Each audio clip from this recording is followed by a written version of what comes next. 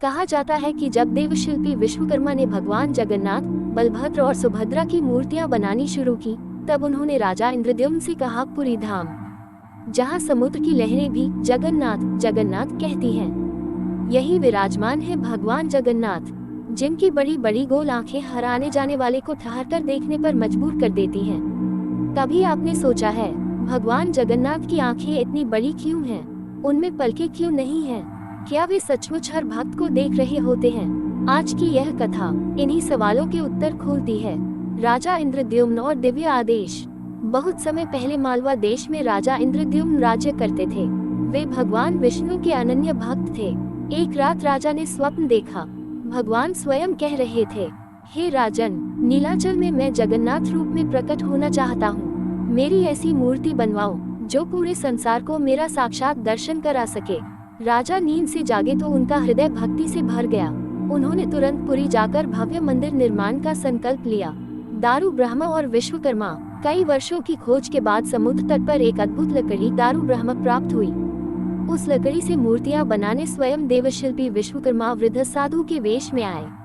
उन्होंने एक शर्त रखी, जब तक मूर्तियां बन रही हों, कोई भी द्वार न खोले, न कोई देखे, नहीं तो मैं अदृश्य हो जाऊंगा। राजा ने वचन दिया। द्वार खुलने का रहस्य। दिन बीतते गए, पर भीतर से कोई आवाज नहीं आती थी। रानी गुंडचा को चिंता हुई, कहीं वो साधु चला तो नहीं गया। राजा का धैर्य भी टूट गया और एक दिन द्वार खोल दिया गया। द्वार खुलते ही साधु गायब थे और मूर्तियां अधूरी थीं। हाथ पूरे नहीं, शरीर पूरा नहीं, लेकिन आंखें बहुत बड़ी और दिव्य थीं। राजा शोक में डूब गए। तभी आकाशवाणी हुई, राजन, ये मूर्तियां अधूरी नहीं हैं, यही मेरा पूर्ण स्वरूप है, बड़ी आंखों का गूढ़ अर्थ। भगवान ने कहा, मेरी बड़ी आंखें ये दर्शाती है कि मैं तीनों लोकों को एक साथ देखता हूँ। मेरी आंखों में पलक नहीं, क्योंकि मैं कभी भी भक्त से नजर नहीं हटाता। मैं राजा और रंक में भेद नहीं करता, सब मेरे लिए समान हैं। जो मुझे दूर से भी प्रेम से देख ले, मैं उसकी आत्मा को देख लेता हूँ। भक्त और चोर की कथा। कहा जाता है, एक बार मंदिर में चोरी करने आया एक चोर भगवान की आंखों को देखकर कांप उठा। उसे लगा जैसे भगवान कह रहे हों, रुक जाओ, मैं तुम्हें देख रहा हूँ। वह वहीं बैठकर रो पड़ा। उसी क्षण उसका हृदय बदल गया। वह चोर से भक्त बन गया।